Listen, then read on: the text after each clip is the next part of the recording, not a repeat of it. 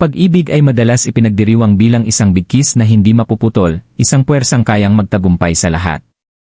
Ngunit ano ang mangyayari kapag ang pag-ibig na ito ay binuo sa mga lihim at kasinungalingan? Sa kwentong ito, ang isang kasalan, na sinadya upang sumimbolo sa simula ng isang bagong buhay na magkasama, ay nagiging bangungot ng pagtataksil at pagdanak ng dugo. Itinakda sa isang tahimik at upscale na kapitbahayan, ang trahedyang kwentong ito ay lumalabas sa likod ng mga pader ng dapat sanay isang perpektong kasalan, kung saan ang kagalakan at pag-asam ay nagtatago sa mga madidilim na lihim na naghihintay na ibunyad. Ito ang kwento ni Derek, Lee, at Terren, tatlong tao na ang mga buhay ay malapit ng mabago magpakailanman dahil sa mga pagpipilian na kanilang ginawa at ang mga katotohanang kanilang itinago. Ang ating kwento ay nakasentro sa tatlong individual, si Lee, ang magandang nobya, si Derek, ang kanyang mapagmahal na nobyo, at si Terren, ang kanyang matalik na kaibigan. Tatlong buhay na pinagtagpi ng tadhana at pagkakaibigan. Ngunit sa ilalim ng ibabaw ng masikip na bigkis na ito ay nakatago ang isang lihim na katotohanan. Sina Derek at Terren ay nagbabahagi ng isang koneksyon na mas malalim kaysa sa sinuman ang nakakaalam, isang koneksyon na nagbabantang magwasak sa lahat sa mapaminsalang gabing ito. Habang nakatayo si Derek sa altar, siya ay naguguluhan sa pagitan ng buhay na malapit niyang italaga kay Lee, at ng lihim na buhay na kanyang pinamumuhay kasama si Terren, isang lihim na kapag natuklasan ay sisira sa lahat sa kanyang landas. Ang bawat kwento ay mayroong simula, isang lugar kung saan nabubuo ang mga bigkis, itinatago ang mga lihim, at nagkakaugnay ang mga buhay. Ang kwentong ito ay nagsisimula sa isang pagkakaibigan, isa na umaabot sa loob ng mga taon ng pinagsamang karanasan, tawanan, at hindi sinasabing pag-unawa. Sina Derek at Terren ay higit pa sa simpleng magkasama, sila ay mga kumpidente ng isa't isa, mga kakampi sa isang mundo na madalas na tila masyadong malaki at masyadong napakalaki upang harapin ng nag-iisa. Mula sa labas, ang kanilang relasyon ay tila katulad ng iba pang malapit, sumusuportang, matatag. Ngunit sa ilalim ng ibabaw, mayroong isang bagay na higit pa, isang bagay na wala ni isa sa kanila ang lubusang makilala, lalo na't ibunyad.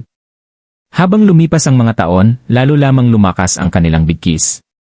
Sila ay hindi mapaghihiwalay, ang uri ng mga kaibigan na makakakumpleto sa mga pangungusap ng isa't isa, na nakakaintindi sa mga iniisip ng isa't isa nang walang salitang binibitawan.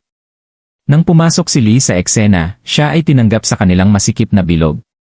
Nakita niya ang dalawang lalaki na labis na nagmamalasakit sa isa't isa, at siya ay naakit sa kanilang pagiging malapit, naniniwala na ito ay tanda ng kakayahan ni Derek para sa pag-ibig at katapatan. Ngunit ang hindi niya nakita, ang hindi niya makita, ay ang mga sandali kung kailan sina Derek at Terren ay magpapalitan ng tingin, ng haplos, ng salita na may dalang bigat na hindi niya kailanman maiintindihan.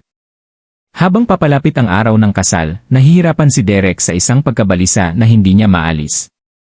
Mahal niya si Lee, tunay na mahal niya, ngunit mayroon pang ibang bagay, isang bagay na matagal nang nakatago sa anino, naghihintay na harapin. Nakita rin ito ni Terren, ang paraan kung paano ang ngiti ni Derek ay hindi na umabot sa kanyang mga mata, ang paraan kung paano tila pilit at walang laman ang kanyang tawa. Si Lee, sa kanyang kaligayahan, ay walang kamalay-malay sa bagyong nagbabadyang sa ilalim lamang ng ibabaw.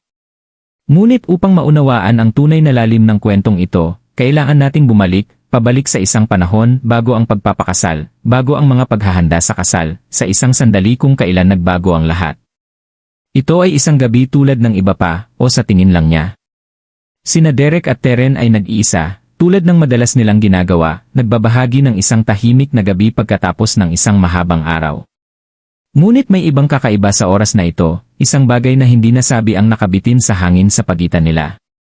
Ito ay palaging nandyan, ang tensyon na ito, ang hindi kinikilalang koneksyon na ito, ngunit hindi sila kailanman naglakas loob na tawirin ang linya na iyon. Ngunit sa gabing ito, ginawa nila.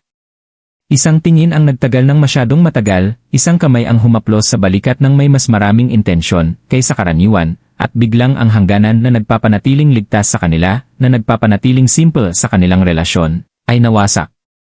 Ang sumunod ay isang gabi ng pagkalito, pagnanasa, at takot. Hindi na lang sila magkaibigan, naging iba na sila, isang bagay na hindi nila madaling tukuyin at isang bagay na alam nilang hindi nila kailanman maibubunyad. Sa mga araw at linggo na sumunod, inilibing nilang malalim ang kanilang lihim, nakatago mula sa mundo at mula kay Lee. Ngunit sa bawat nakaw na sandali, sa bawat lihim na pagpupulong, ang bigat ng kanilang panlilinlang ay lalong lumaki. Si Derek ay naguguluhan sa pagitan ng dalawang mundo, ang buhay na palagi niyang kilala, ang buhay na inaasahan niyang mamumuhay, at ang buhay na kanyang nasilayan, isa na puno ng pag-ibig na kasing nakakatakot at kasing nakakaakit. Nadama rin ito ni Teren, ang pangamba sa kanilang ginawa, at ang mas malaking pangamba sa kung ano ang mangyayari kung ang katotohanan ay lumabas. Habang papalapit ang araw ng kasal, ang tensyon sa pagitan nina Derek at Teren ay naging imposibleng baliwalain. Sinubukan nilang kumilos na parang walang nagbago, na parang ang kanilang relasyon ay katulad ng dati. Ngunit alam nilang pareho na hindi na. Ang pag-ugali ni Derek ay naging pabago-bago, ang kanyang kalooban ay biglang nagbabago mula sa kagalakan tungo sa kawalan ng pag-asa, mula sa kasabikan tungo sa takot. Siya ay nagpakita ng sobrang kasiglahan sa mga paghahanda sa kasal na ikinagulat ng lahat, ngunit ang mga pinakamalapit sa kanya ay makikita ang mga bitak na nagsisimulang mabuo. Samantala, si Teren ay tila kalmado sa labas, ngunit sa loob, siya ay isang bagyo ng mga emosyon, pag-ibig, pagkakasala, inggit, at isang matinding pakiramdam ng pagkawala. Si Lee, sa kanyang maligayang kamangmangan, ay nakatuon sa mga detalye ng kasal, ang damit, ang mga bulaklak, ang listahan ng mga bisita. Siya ay puno ng kasabikan at pag-asam, nangangarap ng buhay na malapit niyang simulan kasama ang lalaking mahal niya. Hindi niya nakita ang paraan kung paano titingin si Derek sa malayo kapag iniisip niyang walang nakakakita, hindi napansin kung paano nanginginig ng bahagya ang kanyang mga kamay kapag nagsasalita siya tungkol sa hinaharap. Hindi niya maintindihan kung paano siya minsan humihila palayo sa kanyang haplos, na parang natatakot siya sa isang bagay o isang tao. At pagkatapos, mayroong mga sandali sa pagitan ina Derek at Teren, mga sandali na halos hindi kapansin-pansin, ngunit nagsasalita ng marami, isang tingin na nagtagal ng kaunti, isang kamay na nagtagal sa balikat, isang bulong na ibinahagi sa tahimik na silid. Ang mga sandaling ito ay maikli, panandalian, ngunit sapat na upang magdulot ng isang pakiramdam ng pagkabalisa sa mga nakapansin sa kanila. Nahihirapan din si Teren, nahuli sa pagitan ng kanyang pag-ibig kay Derek at ang kanyang takot sa kung ano ang darating. Alam niya na ang kasal ay magbabago sa lahat, alam niya na kapag nasabi na ang mga panata, ang kanilang relasyon, anuman ang naging ito, ay kailangang matapos. Ang mas papalapit sila sa araw ng kasal, lalong lumaki ang tensyon. Natagpuan ni Derek ang sarili na nagising sa kalagitnaan ng gabi, basang-basa sa pawis, ang puso ay kumakabog sa kanyang dibdib. Siya ay hihiga doon, nakatingin sa kisame, ang kanyang isip ay naglalakad sa mga iniisip ng kung ano ang malapit niyang gawin at kung ano ang malapit niyang mawala. Si Teren ay isang palaging presensya sa kanyang buhay, ngunit mayroong isang distansya sa pagitan nila na hindi pa naroroon bago, isang distansya na nilikha ng takot, ng pagkakasala, ng kaalaman na ang buhay na kanilang kilala ay malapit ng masira. At kaya, sa bawat araw na lumilipas, ang suspense ay nabuo, ang tensyon sa pagitan nina Derek at Teren ay nagiging mas at mas hindi matatag. Ang araw ng kasal ay nagbabanta sa abot tanaw tulad ng isang ulap ng bagyo, madilim at masama, nagbabanta na sirain ang lahat sa landas nito. Si Derek ay nahuli sa isang web na kanyang ginawa, at alam niya na anuman ang kanyang gawin, anuman ang landas na kanyang piliin, mayroong masasaktan. Hindi lang niya alam kung gaano karami o kung gaano kabilis. Ang araw ng kasal, isang araw na sinadya upang mapuno ng kagalakan at pagdiriwang, ay sa wakas dumating. Si Derek ay nakatayo sa altar, ang kanyang puso ay kumakabog, hindi sa kasabikan na inaasahan ng isa, ngunit sa isang matinding pagkabalisa na nagbabantang kumonsumo sa kanya. Habang pinapanood niya si Lee na naglalakad sa pasilyo, ang bawat hakbang na kanyang ginawa ay parang isa pang pako sa kabaong ng buhay na inaakala niyang dapat niyang pamunuan. Si Teren ay nandoon, ilang talampakan lamang ang layo, nakatayo bilang matalik na kaibigan ni Derek, isang papel na kanyang ginampanan sa loob ng maraming taon sa maraming paraan. Ngunit ngayon, ang titulo na iyon ay tila mas mabigat kaysa kailanman. Ang isip ni Derek ay naglalakad habang binibigkas niya ang kanyang mga panata, ang mga salita ay tila walang laman sa kanyang bibig. Tumingin siya kay Teren, na nagpilit ng ngiti, ngunit nakita ni Derek ang sakit sa kanyang mga mata, ang tahimik na pakikibaka habang pinapanood niya ang lalaking mahal niya na magpakasal sa iba. Ang seremonya ay nagpatuloy tulad ng inaasahan, nagpalitan ng mga panata, isinusuot ang mga singsing sa mga daliri, at ang mag-asawa ay ipinahayag na mag-asawa. Ngunit para kay Derek, ang bawat salita, ang bawat kilos ay isang masakit na paalala ng katotohanan na kanyang itinago at ang pag-ibig na hindi niya kailanman hayagang maangkin. Sa resepsyon, ang kalooban ay masigla, ngunit malayo si Derek dito. Ang kanyang isip ay isang buhawi ng mga iniisip at emosyon, naguguluhan sa pagitan ng buhay na kanyang ipinangako, at ang matinding koneksyon kay Teren na nagsimula lamang kamakailan. Si Lee, nagliliwanag sa kaligayahan, ay walang kamalay-malay sa bagyong nagbabadyang sa loob ng kanyang bagong asawa. Ngunit habang lumipas ang gabi, kahit siya ay nagsimulang mapansin na si Derek ay malayo, ang kanyang mga ngiti ay pilit, ang kanyang tawa ay walang laman. Nahihirapan din si Teren, ang bawat pagbati, ang bawat ngiti na kanyang inalok ay parang isang patalim sa kanyang puso. Siya at si Derek ay nagpalitan ng maikli, tensyonadong sulyap sa buong gabi, ang kanilang ibinahaging lihim ay nakabitin sa kanila tulad ng isang madilim na ulap. Ang araw na napuno ng pag-ibig at pagdiriwang para sa lahat, ay isang mapait na paalala para kina Derek at Teren ng katotohanan na sinusubukan nilang lubos na ilibing. Habang nagsisimulang matapos ang resepsyon, lalong naging maliwanag ang pagkabalisa ni Derek. Napansin ni Lee kung paano siya tila nalulula, ang kanyang isip ay nasa malayo. Sinubukan niyang ipagsawalang bahala ito bilang pagod mula sa mga pangyayari sa araw, ngunit mayroong isang bagay tungkol sa kanyang kilos na hindi tama sa kanya. Si Derek ay palaging mapag-aruga, mapagmahal, ngunit ngayong gabi, siya ay malayo, halos walang damdamin. Sa tuwing sinubukan niyang makipag-ugnayan sa kanya, ang kanyang mga sagot ay maikli, ang kanyang mga mata ay naglalakad sa paligid ng silid na parang naghahanap ng isang bagay o isang tao. Ang totoo, hindi mapigilan ni Derek ang pag-iisip kay Teren. Ang pag-ibigan, isang kamakailan at hindi inaasahang pag-unlad, ay naghagi sa kanya sa kaguluhan. Ang koneksyon sa pagitan nila ay nag-apoy sa mga araw bago ang kasal, at ngayon, sa kung ano ang dapat sana'y pinakamasayang araw ng kanyang buhay, si Derek ay nababalot sa pagkakasala at pagkalito. Sinubukan niyang mag-focus kay Lee na maging asawa na nararapat sa kanya, ngunit ang kanyang isip ay patuloy na naglalakbay pabalik kay Teren, at ang pagkakasala ay kumakain sa kanya. Ang bigat ng kanyang dobleng buhay ay nagiging hindi matatag. Habang lumipas ang gabi, lumaki ang pagkabalisa ni Derek. Alam niya na kailangan niyang makipag-usap kay Teren upang subukan at malutas ang kaguluhan sa loob niya, ngunit hindi niya ito magagawa dito, hindi habang nanonood si Lee. Si Teren, samantala, ay nakikipaglaban sa kanyang sariling mga demonyo. Ang pag-ibigan ay maikli ngunit matindi, isang buhawi ng mga emosyon na wala ni isa ang handa. Ang makita si Derek kay Lee ay mas masakit kaysa sa kanyang naisip. Ang bawat ngiti, ang bawat haplos sa pagitan ng bagong kasal, ay parang paalala ng hindi niya kailanman magkakaroon. Nakita ni Teren ang alitan sa mga mata ni Derek, ang paraan kung paano niya iniiwasan ang matagal na pagtingin kay Lee, ang paraan kung paano patuloy na hinahanap ng kanyang tingin si Teren sa buong silid. Gumugol sila ng mga linggo na itinatago ang kanilang relasyon, ngunit ngayong gabi, ang pagsubok ng lihim na iyon ay nagiging labis na hindi matatag. Ang tensyon sa pagitan nila ay halata, napansin lamang ng mga nakakaalam kung saan titingnan. Habang natatapos ang gabi, si Derek at Lee ay nagretiro sa kanilang bridal suite. Si Lee ay nagpapakasaya pa rin sa kagalakan ng araw, naghihintay ng isang romantikong gabi kasama ang kanyang bagong asawa. Ngunit hindi kayang makipag-ugnayan ni Derek. Ang pag-iisip na maging malapit kay Lee ay tila mali, na parang hindi lamang siya ang kanyang pinagtataksilan, kundi pati na rin si Teren. Nagbigay siya ng mga palusot, sinabi na siya ay pagod mula sa araw, na ang stress ng kasal ay nagbigay ng epekto. Si Lee, bagaman nabigo, ay tinanggap ang kanyang paliwanag. Hinalikan niya siya ng magandang gabi, sinusubukang maging maunawain, ngunit ang binhi ng pagdududa ay nakatanim na sa kanyang isip. Si Derek ay nakahiga sa tabi ni Lee, nakatingin sa kisam, ang kanyang isip ay naglalakad. Alam niya na sinasaktan niya siya, nakarapat dapat siya ng higit pa sa kung ano ang maaari niyang ibigay, ngunit hindi niya kayang magpanggap. Ang pagkakasala, ang takot, ang pag-ibig na kanyang nararamdaman para kay Teren, lahat ito ay labis. Hindi siya makatulog, ang kanyang mga iniisip ay masyadong malakas, masyadong nakakapanghina.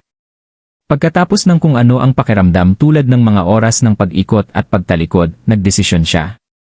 Kailangan niyang makipag-usap kay Teren upang subukan at bigyan ng katuturan ang kaguluhan na kanilang nilikha. Marahil kung maaari silang mag-usap, maaari niyang sa wakas ay ayusin ang kanyang isip, makahanap ng kapayapaan, at malaman kung paano magpatuloy. Hindi makatulog, tahimik na lumabas si Derek sa kama, maingat na huwag magising si Lee. Ang mga pasilyo ng hotel ay madilim at tahimik, ang katahimikan ay lalo lamang nagpapalakas sa kabuluhan sa loob niya. Habang naglalakad siya patungo sa silid ni Teren, ang kanyang puso ay kumabog sa kanyang dibdib, hindi sa pag-asam, ngunit sa takot. Kailangan niyang makipag-usap kay Teren upang subukan at humanap ng paraan upang malutas ang tensyon na nabubuo sa pagitan nila sa loob ng mga linggo. Ang mas papalapit siya sa pinto, lalong bumigat ang kanyang mga hakbang, na parang sinusubukan ng kanyang katawan na pigilan siya mula sa pag-abot sa kanyang patutunguhan. Nang sa wakas ay kumatok siya sa pinto ni Teren, mayroong isang mahaba, masakit na paghinto bago ito bumukas. Si Teren ay nakatayo doon, ang kanyang mga mata ay puno ng parehong kabuluhan na naramdaman ni Derek. Nakasuot lamang siya ng kanyang underwear, ang kahinaan ng sandali ay matindi at hindi maikakaila. Hindi nila kailangan ng mga salita, alam nilang pareho kung bakit nandoon si Derek. Pumasok si Derek sa loob, ang pinto ay nagsara sa likod niya nang may pinal na pagtatapos na nagpalubog sa kanyang puso. Umupo sila, ang hangin ay makapal sa hindi nasabing mga emosyon. Sinubukan ni Derek na simulan ang pag-uusap, upang pag-usapan kung ano ang nangyari, upang humanap ng paraan, upang magpatuloy ng hindi sinisira ang lahat, ngunit ang mga salita ay hindi lumabas. Ang silid ay napuno ng isang mabigat na katahimikan, ang bawat lalaki ay nawawala sa kanyang sariling mga iniisip, hindi makabasag sa tensyon na nakabitin sa pagitan nila. Sa wakas, nagsalita si Derek. Ipinagtapat niya ang kanyang pag-ibig kay Teren, inamin na hindi niya ito kayang bitawan, na hindi niya alam kung paano magpatuloy kay Lee, habang ang kanyang puso ay pag-aari pa rin ng iba. Tinanong niya si Teren ng parehong tanong na kanyang tinatanong sa sarili, ano ang dapat nilang gawin ngayon? Ngunit bago sila makahanap ng anumang mga sagot, ang mga emosyon na nabubuo sa buong gabi ay sa wakas ay sumabog. Ang pangangailangan na makaramdam ng isang bagay, upang makahanap ng ilang uri ng paglabas mula sa sakit at pagkalito ay naghari, at sa isang sandali ng kahinaan, sumuko sila sa pagnanasa na kumukulo sa ilalim ng ibabaw. Ang pag-ibigan, na nagsimula lamang kamakailan, ay lumabas sa dilim ng silid ni Teren. Alam ng dalawang lalaki ang mga kahihinatnan, ngunit hindi mapigilan ang kanilang sarili. Ito ay isang maikli, desperadong pagtatangka upang kumapit sa isang bagay na alam nilang malapit na silang mawala. Ngunit kasing bilis ng pagsisimula nito, natapos na ito, nag-iwan sa kanilang dalawa ng mas malalim na pakiramdam ng pagkakasala at pangamba. Bumalik si Derek, ang kanyang isip ay naglalakad sa mga iniisip ni Lee, ng buhay na kanyang ipinangako sa kanya, nang hinaharap na ngayon ay tila mas hindi sigurado kaysa kailanman.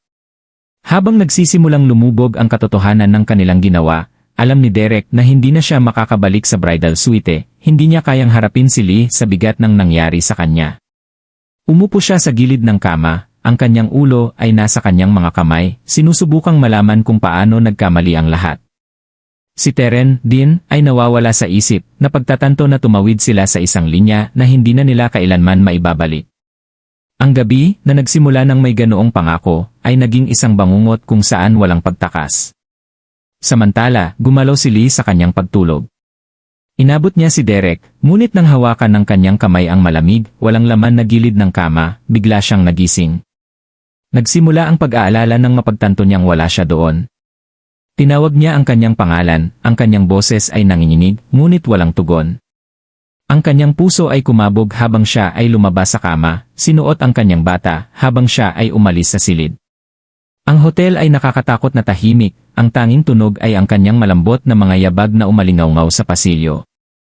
Isang pakiramdam ng pangamba ang pumuno sa kanya habang naglalakad siya, ang kanyang isip ay naglalakad sa mga posibilidad, bawat isa ay mas nakakatakot kaysa sa huli. Ang intuwisyon ni Lee ay humantong sa kanya sa silid ni Teren. Nag-atubili siya sa labas ng pinto, isang buhol ang nabuo sa kanyang tiyan habang itinaas niya ang kanyang kamay upang kumatok. Kumatok siya minsan, wala. Kumatok siya muli, mas malakas sa oras na ito, wala pa rin. Sa bawat hindi sinasagot na katok, lumaki ang kanyang pagkabalisa, ang kanyang isip ay naglalakad sa takot at pagdududa. Sa wakas, pagkatapos ng kung ano ang naramdaman tulad ng isang walang hanggan, ang pinto ay bumukas ng may maliit na ingay. Si Teren ay nakatayo doon, ang kanyang mga mata ay malawak sa sorpresa at pagkakasala, nakasuot lamang ng kanyang underwear. Ang tanawin ay sapat na upang magpadala ng isang shockwave sa pamamagitan ni Lee. Hindi niya kailangang makita si Derek upang malaman kung ano ang nangyari. Ang katotohanan na nakatago sa anino ay nakatingin na sa kanya, hindi maikakaila at mapangwasak. Ang lalaking kalalabas lang niya, ang lalaking inakala niyang kilala niya, ay nagtaksil sa kanya sa pinakamasamang paraan na posible, at sa sandaling iyon, ang mundo ni Lee ay bumagsak. Ang pinto ay bumukas ng may maliit na ingay, at si Lee ay nakatayo na walang kagalaw-galaw sa pintuan, ang kanyang isip ay nahihirapan na iproseso ang tanawin sa harap niya. Si Teren ay nakatayo doon sa kanyang underwear, ang pagkakasala ay nakasulat sa buong mukha niya, at sa likod lamang niya, si Derek, ang kanyang asawa sa loob lamang ng ilang oras, ay nakaupo sa gilid ng kama. Ang kanyang mukha ay isang maskara ng kahihiyan at kawalan ng pag-asa. Ang katotohanan na kumukulo sa mga gilid ng kamalayan ni Lee ngayon ay bumagsak sa kanya ng buong lakas. Pagtataksil, kahihiyan, galit, lahat sila ay sumalakay sa kanya ng sabay-sabay, isang baha ng mga emosyon na masyadong malakas upang kontrolin. Ang boses ni Lee ay nanginginig habang hinihiling niya ang mga sagot, ang kanyang mga salita ay matalas at makamandad. Si Derek, desperado at napilitan, ay sinubukang magpaliwanag, ngunit ang mga salita ay nahuli sa kanyang lalamunan. Si Teren, na kasing takot, ay maaari lamang manood habang ang sitwasyon ay lumabas sa kontrol. Ang galit ni Lee ay umapaw, ang kanyang mga kamay ay nanginginig habang itinuturo niya si Derek, ang kanyang boses ay lumalaki ng mas malakas at mas baliw sa bawat salita. Ang pagtataksil ay mas masakit kaysa sa naisip niya, at sa bawat sandali na lumilipas, ang sakit ay naging isang bagay na mas madilim, isang bagay na mas mapanganib. Sa isang sandali ng labis na emosyon, si Lee ay sumugod kay Derek, ang kanyang galit ay nagtutulak sa kanyang mga aksyon. Ang silid ay sumabog sa kaguluhan, ang tensyon na nabubuo sa buong gabi ay sa wakas ay naputol. Sinubukan ni Derek na pigilan siya, ang kanyang boses ay nagmamakaawa na kumalma siya, ngunit ang mga salita ay nahulog sa bingi. Ang pagtataksil ay nagwasak ng isang bagay sa loob ni Lee, isang bagay na hindi na maibabalik. Si Teren, nahuli sa pagitan ng kanyang pag-ibig kay Derek at ang kanyang pagkakasala sa pag-ibigan, ay walang magawa kundi manood sa takot habang ang komprontasyon ay lumalaki. Ang sitwasyon ay lumabas sa kontrol ng mas mabilis kaysa sa sinuman ang makapigil dito. Habang umabot sa rurok ang komprontasyon, ang mga emosyon ni Lee ay ganap na nalampasan siya. Sa isang sandali ng matinding galit, kinuha niya ang pinakamalapit na bagay, isang mabigat na palamuting lampara, at inihampas ito ng buong lakas. Ang silid ay nahulog sa isang nakakagulat na katahimikan habang ang lampara ay tumama sa ulo ni Derek, ang pagtama ay nagpahulog sa kanya sa sahig. Ang dugo ay mabilis na lumabas sa paligid niya at sa isang segundo, tila huminto ang oras. Si Teren ay sumugod sa tabi ni Derek, ang kanyang mga kamay ay nanginginig habang sinubukan niyang pigilan ang pagdurugo, ngunit huli na ang lahat. Ang pinsala ay nagawa na, at ang walang buhay na mga mata ni Derek ay nakatingin sa kanya, ang takot sa nangyari ay lumubog. Si Lee ay nakatayo na walang kagalaw-galaw, ang katotohanan ng kanyang mga aksyon ay dahan-dahang lumabas, ngunit ang galit ay hindi pa ganap na humupa. Sa kanyang kalungkutan at kabaliwan, bumaling siya kay Teren, sinisisi siya sa lahat ng nangyari, sa pagsira sa buhay na kanyang sinimulan. Ang sakit, ang kahihiyan, ang pagkawala, lahat sila ay nag-converge sa kanyang isip, at bago niya mapigilan ang sarili, sinugod niya ulit, ang kanyang mga kamay ay pinalakas ng isang desperadong pangangailangan upang tapusin ang bangungot. Si Teren, na nahuli sa gulat, ay halos hindi pa nagkaroon ng oras upang tumugon bago tumama ang pag-atake ni Lee. Ang silid ay bumaba sa kabaliwan habang ang kalungkutan at galit ni Lee ay kumonsumo sa kanya, ang tunog ng kanyang pag-iyak ay sumasabay sa desperadong mga pakiusap mula kay Teren, na nakita ang pagtatapos na darating ngunit walang kapangyarihan upang pigilan ito. Ang pangalawang hampas ay nagpabagsak kay Teren, ang kanyang katawan ay bumagsak sa tabi ni Derek, ang dugo mula sa parehong mga lalaki ay naghalo sa malamig, hindi nagpapatawad na sahig. At pagkatapos, mayroong katahimikan, isang mabigat, nakakapigil na katahimikan na tila nagpapakita ng pinal na pagtatapos ng nangyari. Si Lee ay nakatayo sa gitna ng silid, ang kanyang hininga ay nagmumula sa sunod-sunod na paggasp, ang kanyang isip ay nahihirapan na maunawaan kung ano ang kanyang ginawa. Ang lampara ay dumulas mula sa kanyang mga daliri, nagkalat sa sahig sa tabi ng dalawang walang buhay na katawan na dating kanyang asawa at ang kanyang matalik na kaibigan. Ang kabigatan ng kanyang mga aksyon ay tumama sa kanya tulad ng isang pisikal na hampas, ang katotohanan ng sitwasyon ay lumubog ng may malamig at malupit na kalinawan. Frantic, lumuhod si Lee sa tabi ni Derek, ang kanyang mga kamay ay nanginginig habang inaabot niya siya, sinusubukang gisingin siya na parang maaari siyang tumayo at matatapos ang bangungot na ito. Ngunit hindi gumalaw si Derek, ang kanyang mga mata ay nakatingin sa kisam, at ang takot sa kanyang ginawa ay naghugas sa kanya. Ang kanyang pag-iyak ay lumakas, mas desperado habang napagtatanto niya na walang pag-urong sa nangyari. Ang lalaking mahal niya, ang lalaking ipinangako niyang gugulin ang kanyang buhay, ay wala na, kinuha ng kanyang sariling kamay sa isang sandali ng hindi makontrol na galit. Si Teren ay nakahiga sa tabi niya, ang kanyang mukha ay baluktot sa isang ekspresyon ng pagkabigla at takot, ang kanyang katawan ay kasing tahimik, kasing lamig. Ang isip ni Lee ay naglalakad, ang kanyang mga iniisip ay tumatambay sa isa't isa sa isang desperadong pagtatangka upang makahanap ng isang paraan palabas, isang paraan upang ayusin ang kanyang ginawa. Tumingin siya sa paligid ng silid, ang kanyang mga mata ay ligaw, naghahanap ng isang bagay, anumang bagay na maaaring mawala ang lahat ng ito. Ngunit walang pagtakas, walang paraan upang bawiin ang pagkawasak na kanyang ginawa. Ang dugo sa kanyang mga kamay, sa sahig, sa dingding, lahat ito ay masyadong totoo, masyadong pinal na pagtatapos. Sa kanyang kawalan ng pag-asa, sinubukan ni Lee na linisin ang kanyang mga kamay, desperadong kuskusin ang dugo, ang kanyang pag-iyak ay umalingaw sa mga dingding. Ngunit walang silbi, ang dugo ay hindi mawawala, at sa bawat sandali na lumilipas, ang kawalang silbi ng kanyang mga pagsisikap ay naging mas maliwanag. Ang silid, na dating lugar ng pagdiriwang, ay ngayon isang eksena ng takot, ang mga labi ng isang pag-ibig na binaluktot at nawasak ng lampas sa pagkilala. Pagod at wasak, si Lee ay bumagsak sa sahig sa tabi ni Derek at Teren, ang kanyang katawan ay nanginginig sa hindi makontrol na pag-iyak. Ang pag-unawa sa kanyang ginawa, sa kanyang nawala, ay lumubog sa kanya tulad ng isang mabigat, nakakapigil na kumot. Nag-iisa siya ngayon, ganap at lubos na nag-iisa, na walang iba kundi ang mga alingawngaw ng kanyang sariling mga aksyon upang panatilihin siyang kasama. Ang bigat ng mga pagpipilian na kanyang ginawa, ang buhay na kanyang winasak ay nagtulak sa kanya, nag-iwan sa kanya ng isang tanong lamang, ano ngayon?